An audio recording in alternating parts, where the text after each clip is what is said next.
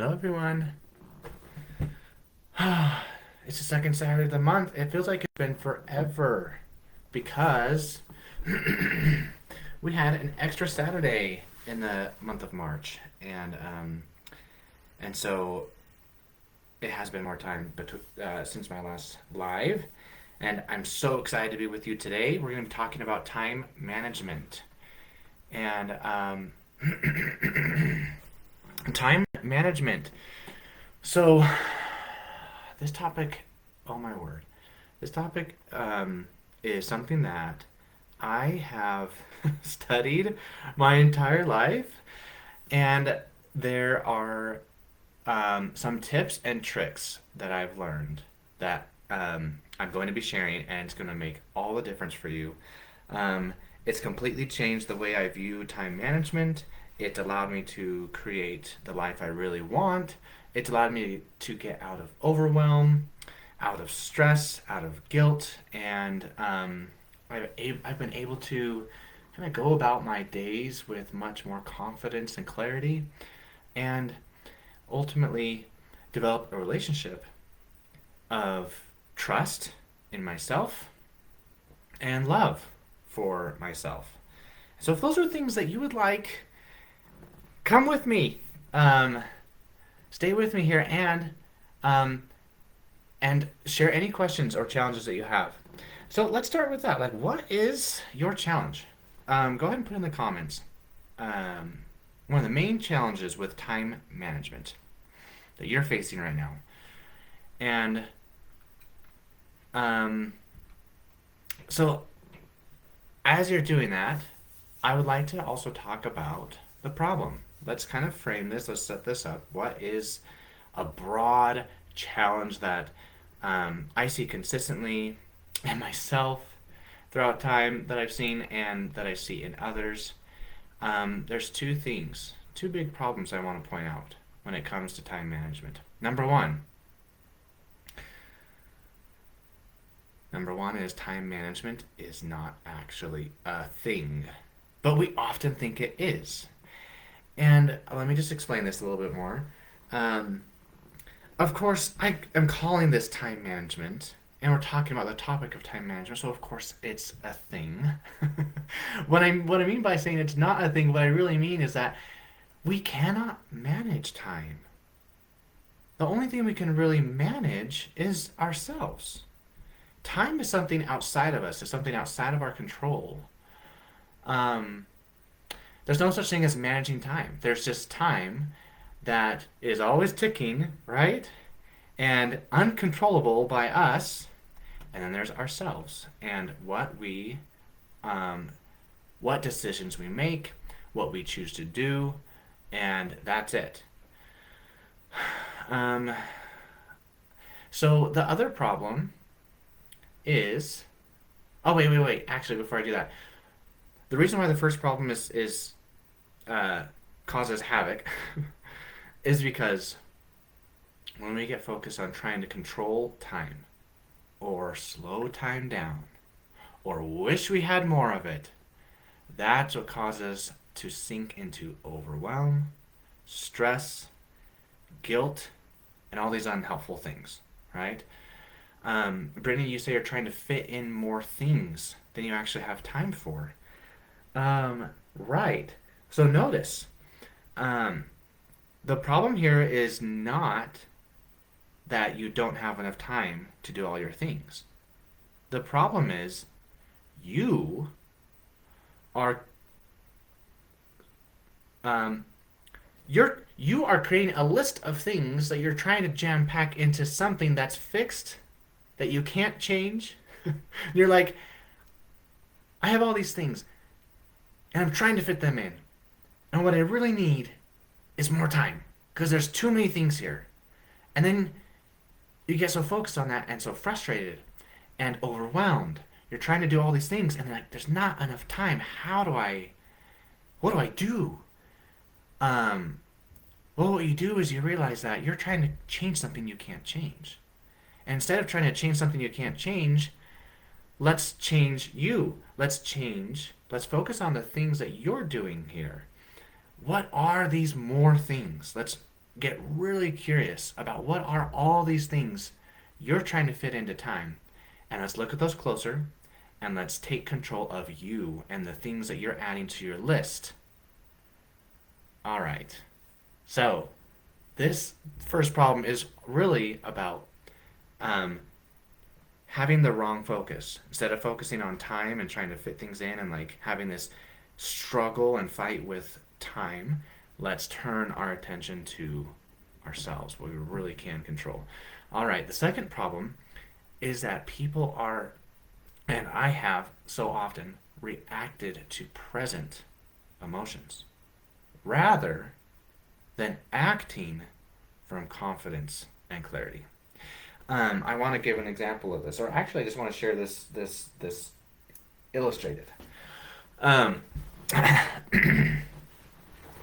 so here's what I watch every week at my job at Goldman Sachs.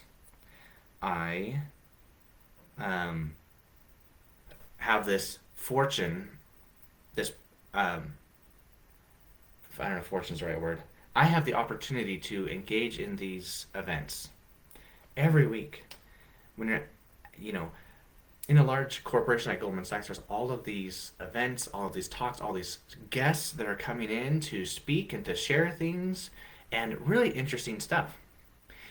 And um, I also happen to be in a role where I'm also scheduling events. I'm creating content. I'm bringing experts into Goldman Sachs. And so I'm particularly close to this. I get to see what happens. Um, so, of the people who register, so here's what happens: an event is announced. Someone gets a communication that says, "Hey, um, so and so speaker is coming, and here's what they're going to be talking about. And it's an interesting thing.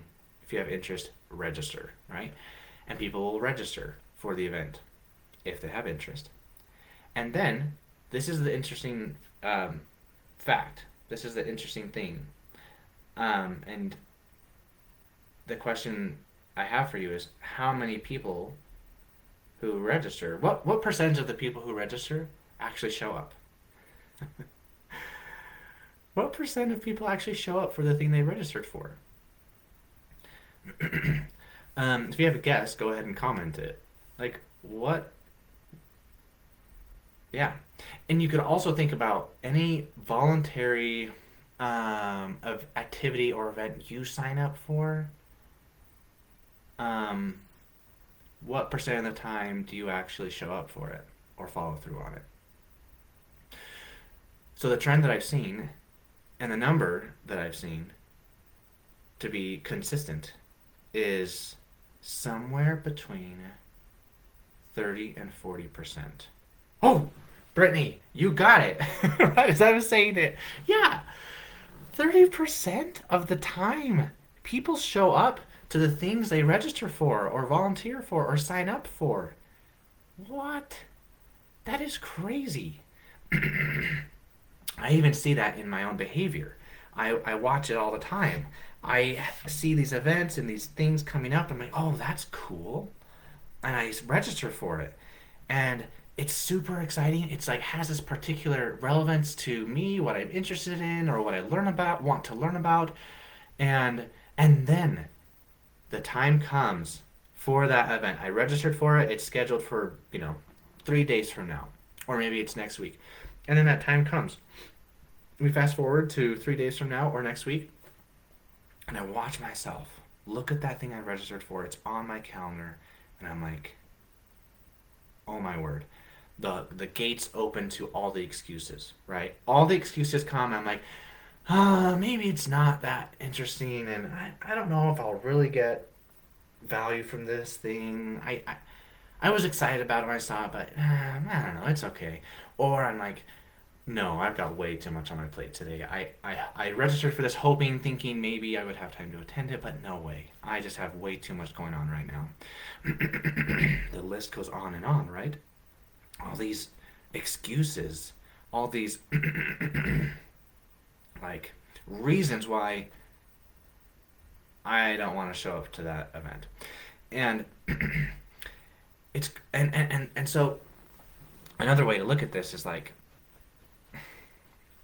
for every 10 people that sign up or register for an event, 7 of them don't show up. And so, why is this the case? Why is this happening? Um, it has to do with what's going on with the process of making a decision about something that will take place in the future versus making a decision in the present. Every time, okay, I'm going to elaborate on this, okay? This is going to actually, I'm going to elaborate this in my steps. And so I'm not going to elaborate on it now, but this is the problem. There's this problem between making decisions that will take place in the future versus making decisions in the present. And this causes all kinds of challenges with managing ourselves in time. So, what are the steps to managing yourself? We're going to walk through them. I've broken this down to just some three steps that I have followed that have made all the difference. And I have found, oh my goodness, there's so many different methodologies and philosophies and tools around time management, and and I have found these 3 things most useful because there's a few reasons. One, they're not about just technology or tools. And there's all kinds of technology and tools, and people say, "Hey, this is what you need to like. This is what you need. You need this app or this special calendar or you know, certain technologies, tools, templates, whatever that will make all the difference for you." But while those things can make a difference, what they don't solve for is the real problem, which is your ability to manage you, right? We don't need something to manage time or like make time better or something or get myself organized. There's nothing that can get you organized other than you. You are the only person, the only thing, the only power that can get yourself organized, that can allow you to follow through on your plan or whatever it is. Okay, so these 3 things, these are the 3 steps. Number 1, plan ahead of time. Number 2, follow your plan. And 3, evaluate. And I just laugh and smile because they sound so simple and not earth shattering. It's like, make a plan and follow it. Okay. What is so insightful to that? That's like so intuitive, right? But I'm going to walk you through some details on each of these and how to do them. Because there are ways to make a plan and follow your plan that will allow you to take control of yourself and create what you really want without needing some special technology or tool, or even like a change in your circumstance. That's something we can all also sometimes get focused on. It's like, well, when I get out of, okay, this is on my mind because we just had a baby last August. Once we get out of the like newborn phase, then I'll have more time, right? Then I'll be able to do the things I want. Or, once, like, if I could just get a different job that allowed me to reduce my hours by this much, then I could do the things I really want. Or once, once I feel better, right? When dealing with chronic pain, we might have that story. Like, what if I could just get a hold on my physical limitation or my chronic pain and resolve that situation, then I can manage my time. Then I can get out of overwhelm and I can really do the things I want to do. None of those things are going to create a sustainable, real change in your ability create the life you want, to do the things you want to do, to become the person who can decide what you want, make a plan for it, and follow through on it. None of those things are going to solve that. The only thing that's going to solve it is real skills, real focus on you and how you think and how you go about your day to day. So let's talk about each of these steps now. The first, plan ahead of time. And there's a link in the comments for the free Get Unstuck formula. If you haven't already got this formula, you can take it. You can click on that link. What will also happen is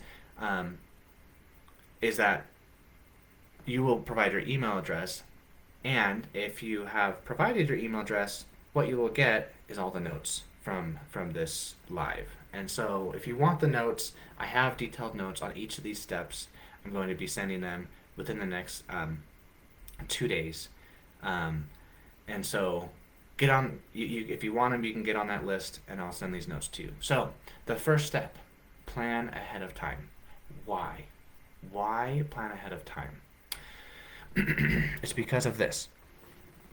When we make decisions about what we will do at a future time, we access our most creative part. Not only that, we access the part of us that represents what we really want. So let's tie this back to the example about people registering for events and only showing up 30% of the time. What I'm suggesting is that the thing that tells you more about your desire, the thing that tells you more about who you are and what you care about, is not represented in how you spent your time last week. It's more represented in how you intended to spend your time, right? And how you intended to spend your time can be discovered through things like activities you signed up for, events you registered for, what you told someone you wanted to do, or any of those things. Those intentions, those expressions are representing this part of you that is connected with what you really want, what's important to you, what's meaningful to you, what you value. What you actually spend your time doing, unless you've already been practicing this process and you've developed this relationship with trust and confidence and clarity with yourself, most likely how you're spending your time is not representing what you really want and who you really are. How you actually spent your time is representing your reaction to emotions. So, how we get out of this place of reaction and to a place of authenticity and actually doing what you really want and creating the life you desire, the first step is to plan ahead of time. So that we settle into the creative part of us, the part of us that is not reactionary. And the way we do that is by planning ahead of time. So how do we do this? First, determine your timeline. I would recommend planning no farther than 1 week out.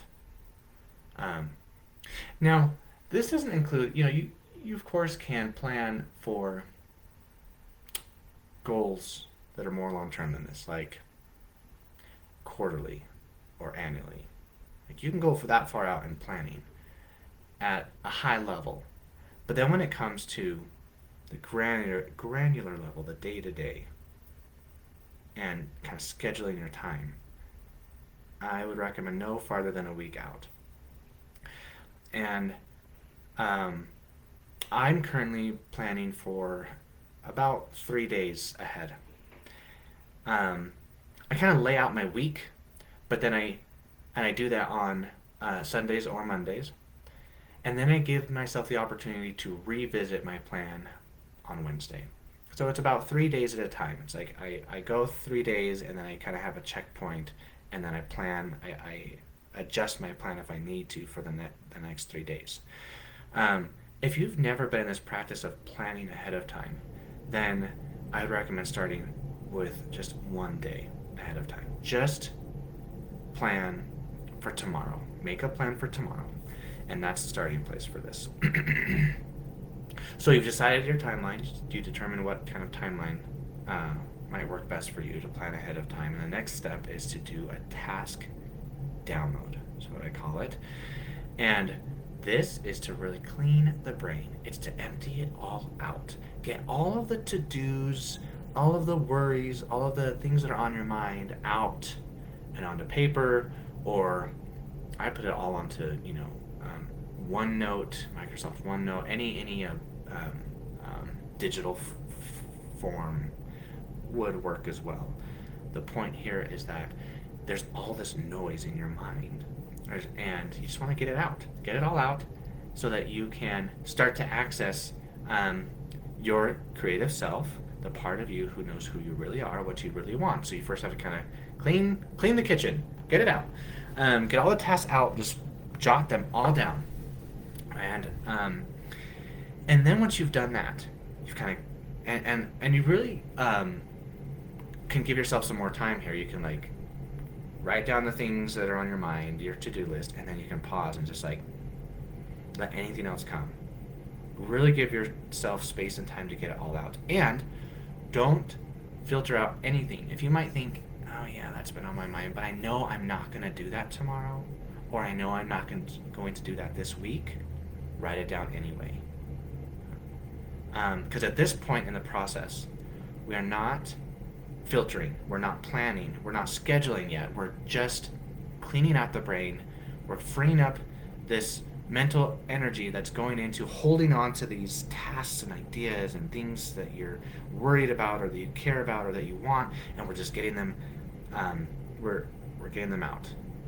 So write them all down, get them out of your head. All right. Then the next step is to ask yourself these questions to connect with who you are and what you really want. Questions like, what is my goal? What is my goal tomorrow, right? Or what is my goal for this week? Or what is my big goal, my goal for the year? Or for the next 5 years, what's this big goal I'm working toward? Whatever goal you have, connect with it. Take this moment to make sure you're connecting with that goal. Another way to think about this, which is something I've done too, is connecting with your roles. By roles, these are the roles that you play in your life, or the roles that matter to you. And I'll give you an example. For me, some examples of my roles. I would recommend just 3 to 5 roles at most that give you something to really prioritize and anchor around. And so my roles, for example, Christian, life coach, Goldman Sachs employee, husband, father. And so if you haven't identified roles, and if you like this idea of establishing roles, that's a separate process. You can take some time to identify, like, what are the roles I'm playing in my life, and the roles that not only I'm required to do, but like but really connected with the roles that you care about, things that you really care about that you want to make sure gets your attention. What are those roles?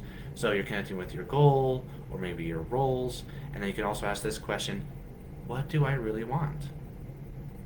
When I get to the end of tomorrow, what do I really want to have achieved? Or when I get to the end of this week, what do I really want to have achieved? And through that process, by asking those questions, You'll also add to your tasks. Your task download that you just kind of did the big brain dump.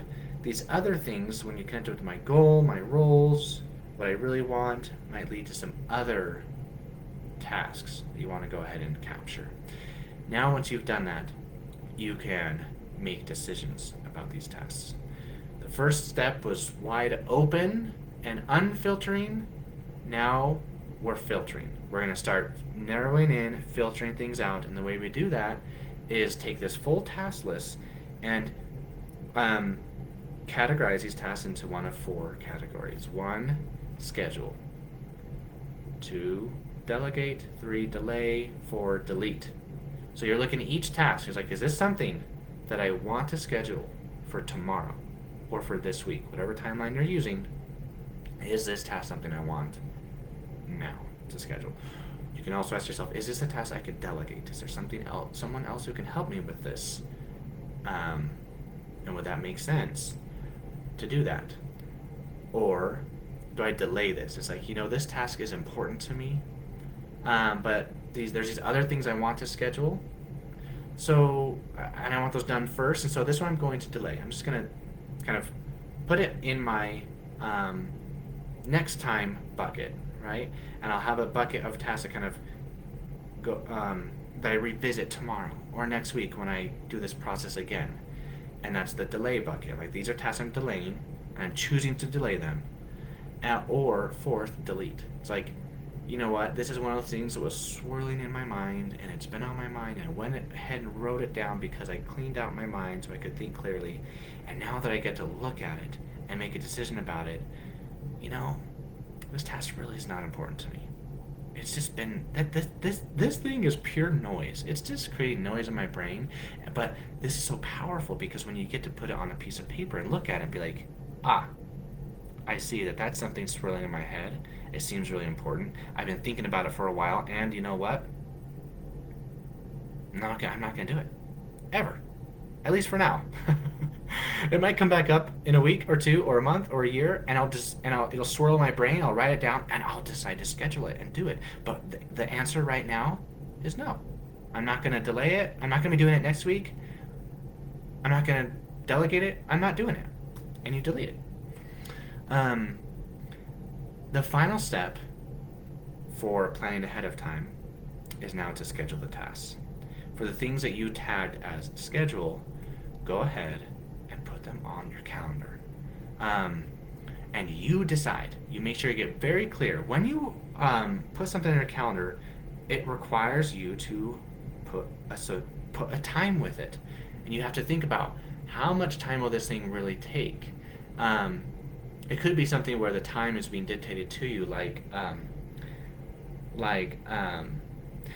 say a doctor's appointment, right?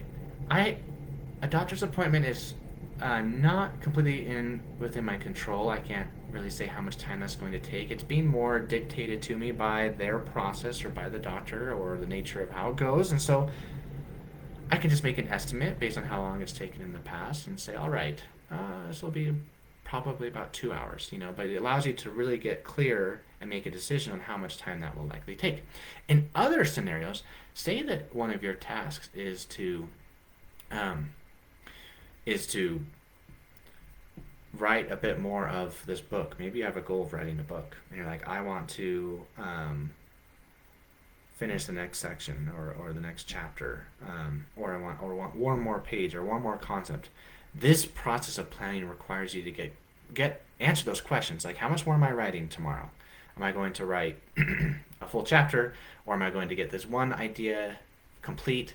Whatever it is, planning ahead of time forces you to make those decisions ahead of time. And in this case, you're in full control. If it's something like writing a book, you're controlling that. And you decide, all right, I want to spend 1 hour. And in that 1 hour, I'm going to get this part of the story complete.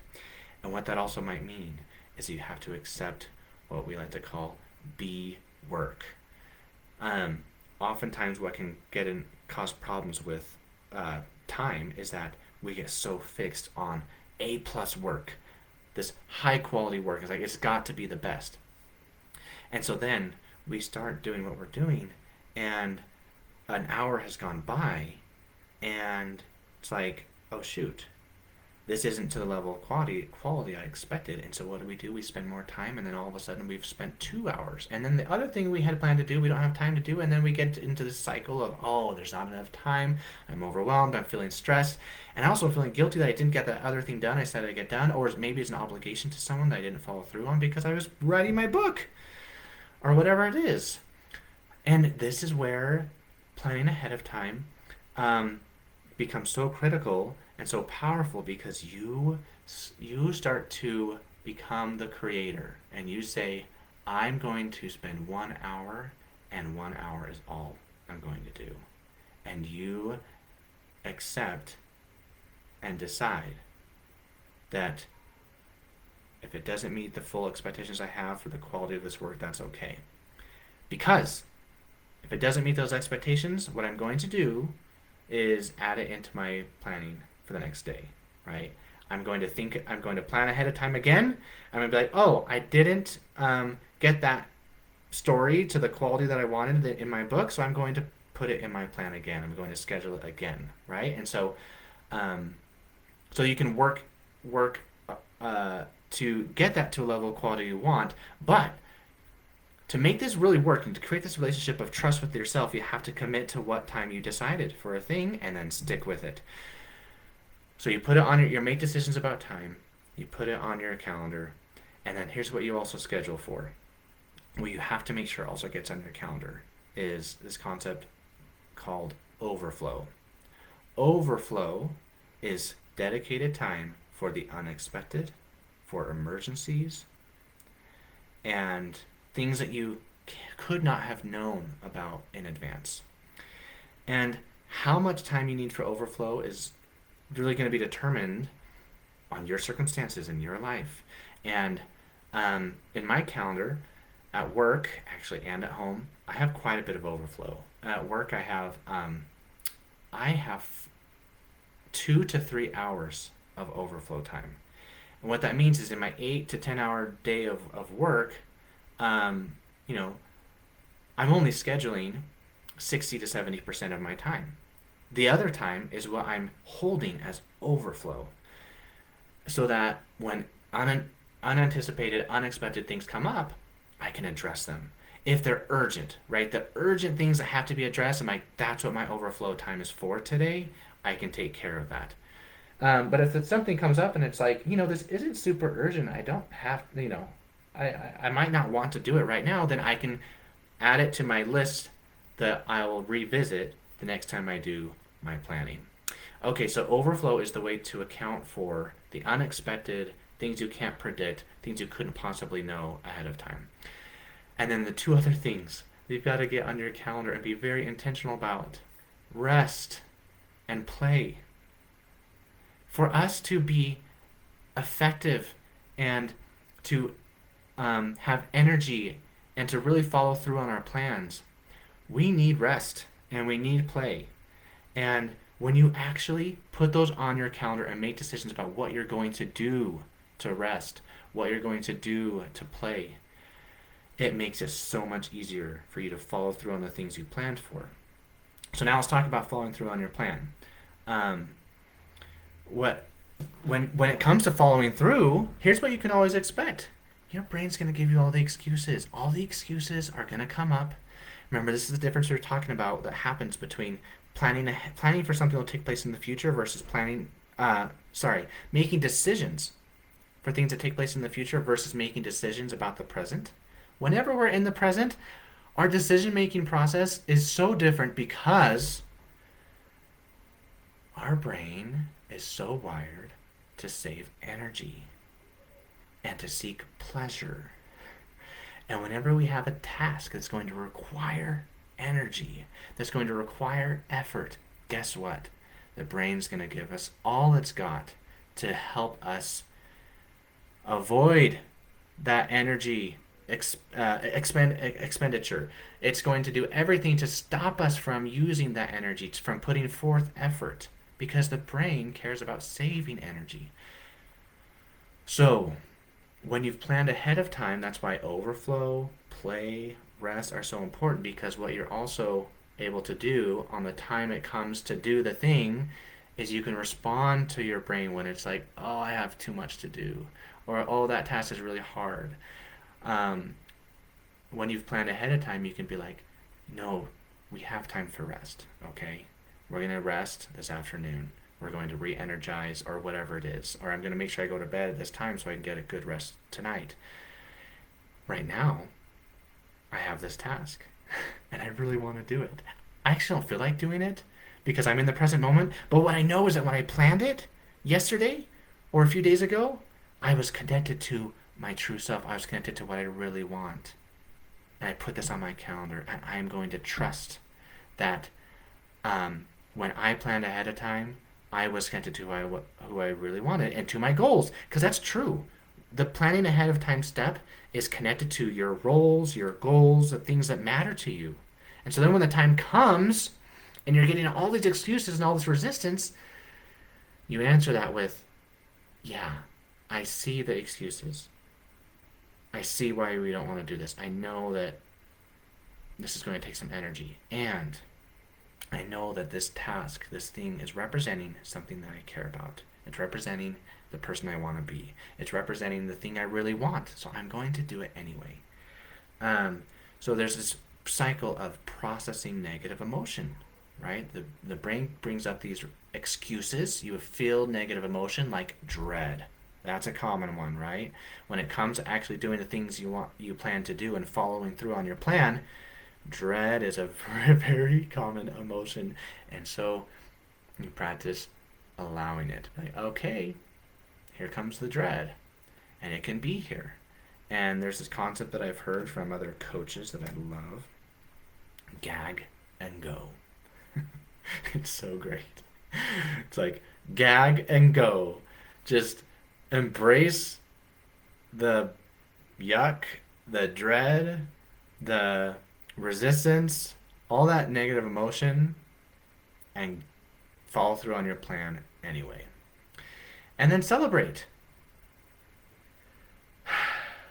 So you're checking your calendar frequently, you're following it, you are reminding yourself, you're answering your brain when it's giving you all this resistance, and you're connecting again with this truth that this calendar is representing my past self that was connected to my goals, the things I really want, and was planning ahead of time. And so I'm going to do it anyway. I'm going to feel the negative emotion. I'm going to gag and go. And I'm going to do the thing I had scheduled, and I'm going to celebrate. And then finally, the final step is to evaluate.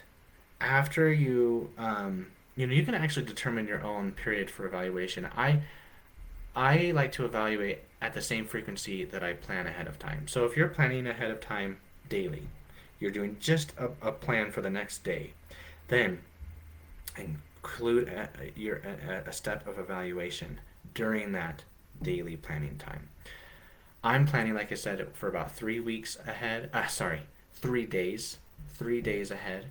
And so I'm evaluating at that same time, that same frequency. I evaluate every roughly 3 days.